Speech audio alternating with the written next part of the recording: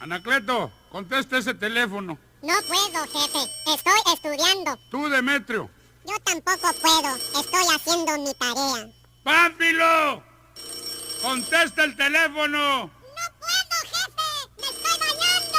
¡Sálgase y contéstelo! Todo yo. Bueno, tiene el número equivocado.